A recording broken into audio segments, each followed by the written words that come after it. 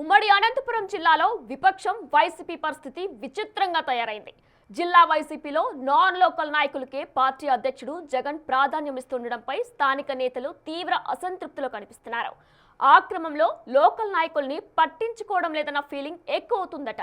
నియోజకవర్గ party incharge బాధితులు కట్టబెట్టి తీరా టికెట్ల సమయానికి నాన్ లోకల్ నాయకులు తీసుకొస్తున్నారని స్థానిక లీడర్లు తెగ ఇదైపోతున్నారట.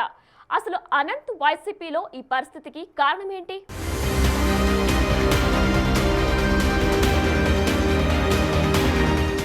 అనంతపురం జిల్లా వైసీపీ రాజకీయాల్లో నాన్ లోకల్ నాయకుల అంశం ఎప్పటి నుంచో చర్చనీయాంశంగానే ఉంది. ముఖ్యంగా 2024 ఎన్నికల సమయంలో ఈ చర్చ ఎక్కువగా నడిచింది. ఎన్నికల ముందు వరకు స్థానిక నాయకులను వాడుకుని తీరా ఎన్నికలొచ్చేసరికి ఎక్కడో ఉన్న నాయకులకు పెద్దపీట వేస్తూ ఇక్కడే అనేక ఏళ్లుగా పార్టీని నమ్ముకుని ఉన్న నాయకులకు మొండి చేయి చూపిస్తుందన్న విమర్శలు అధికమయ్యాయి. ముఖ్యంగా ఉమ్మడి అనంతపురం జిల్లాలోని కళ్యాణదుర్గం ప్రస్తుత వైసీపీ ఇన్ఛార్జ్ తలారి రంగయ్యది కర్నూలు జిల్లా. హిందూపురం మాజీ ఎంపీ గోరంట్ల మాధవ్ కూడా కర్నూలుకు చెందిన వ్యక్తే. ఇక 2024 ఎన్నికల్లో హిందూపురం నుంచి వైసీపీ ఎంపీ అభ్యర్థిగా పోటీ చేసిన శాంతమ్మది ఏకంగా పక్క రాష్ట్రం కర్ణాటక. పెనుగొండ వైసీపీ ఇన్ఛార్జ్ ఉషశ్రీది కూడా కర్ణాటక. ఆ పక్క హిందూపురం అసెంబ్లీ ఇన్ఛార్జ్ దీపికది కూడా ఇంచుమించు కర్ణాటక రాష్ట్రమే. అక్కడ సాఫ్ట్వేర్ ఉద్యోగం చేసుకుంటున్న దీపికను 2024 ఎన్నికల ముందు హిందూపురంలో బాలకృష్ణపై పోటీకి దించారు జగన్. మాజీ మంత్రి పెద్దిరెడ్డి ఆశీస్సులు ఉన్న ఆమె ఇప్పటికీ హిందూపురం ఇన్ఛార్జిగా కొనసాగుతున్నారు. ఇలా పక్క రాష్ట్రాలు, జిల్లాల నేతలను ఎంకరేజ్ చేస్తూ స్థానికంగా పార్టీ కోసం ఉన్న నాయకుల్ని పక్కన పెడుతున్నారని విమర్శలు ఎక్కువయ్యాయి.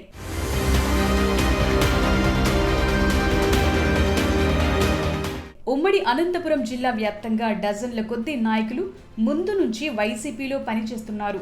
అలాంటి వారిని జగన్ తో పాటు జిల్లా పార్టీ సమన్వయకర్త మాజీ మంత్రి పెద్దిరెడ్డి రామచంద్రారెడ్డిలు అసలు పరిగణలోకి తీసుకోవటం లేదని క్యాడర్ అసంతృప్తితో కనిపిస్తోంది. ఒక్కసారైనా పదవి మోహం చూడకపోతామా అని రమేష్ గౌడ్ ఎదురు చూస్తున్నారు. ఇటీవల చనిపోయిన జక్కుల ఆదిశేష్ కు కూడా చివరి వరకు వైసీపీలో ఎలాంటి పదవి దక్కలేదు. వైసీపీని నమ్ముకుని పార్టీలో చేరిన చెబ్బ రాజశేఖర్ రెడ్డి లాంటి వ్యక్తులు ఎప్పటి నుంచో పార్టీని నమ్ముకుని ఉన్నా సరే టికెట్ రాలేదు. టికెట్ సరే, సరైన గుర్తింపు కూడా దక్కటం లేదని అన్ని పదవులు నాన్ లోకల్ నాయకులకు ఇస్తూ పని మాత్రం తమతో చేయించుకుంటున్నారని సదరు లీడర్లు వాపోతున్నారు.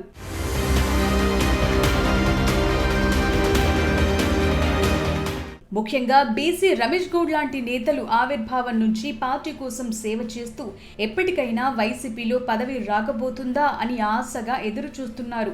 బీసీ వర్గానికి చెందిన రమేష్ గౌడ్ అనేక ఉద్యమాల్లో పాల్గొన్న చురుకైన నేత.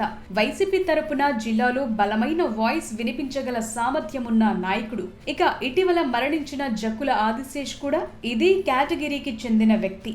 పదవి కోసం చూసి తనువు చాలించాడు. ఉమ్మడి అనంతపురం జిల్లాలో వైసీపీకి దన్నుగా ఉన్న బీసీ సామాజిక వర్గంలో అనేక కులాలున్నాయి.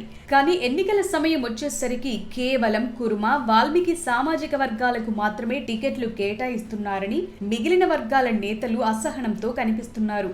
బీసీ కులాల్లో అనేక ఉపకులాలు ఉన్నాయని వారి వైపు కూడా చూడాలని కోరుతున్నారు. బీసీ కులాల్లో గౌడ, రజక, కుమ్మర సామాజిక వర్గాలు వైసీపీకి అండగా ఉంటూ వస్తున్నాయి.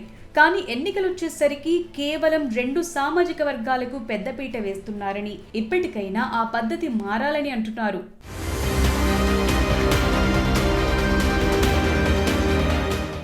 వైసీపీలో నాన్ లోకల్ నేతల ప్రభావం ఒకప్పుడు ఎక్కువగా ఉన్నమాట నిజం. అయితే వారెవరూ జగన్ టార్గెట్లను రీచ్ అవ్వలేకపోయారు. ఎక్కడి నుంచో వచ్చిన నాయకులు ఆశించిన ఫలితాలు ఇవ్వకపోవడంతో ఇప్పుడు మళ్లీ స్థానిక బలాన్ని పెంచుకోవటంపై అధిష్టానం దృష్టి సారిస్తుందన్న ఆశాభావం వ్యక్తం చేస్తున్నారు ఆశావహులు. మరి వచ్చే ఎన్నికల నాటికి వైసీపీ అధ్యక్షుడు మైండ్ సెట్ ఎలా ఉంటుందో చూడాలి.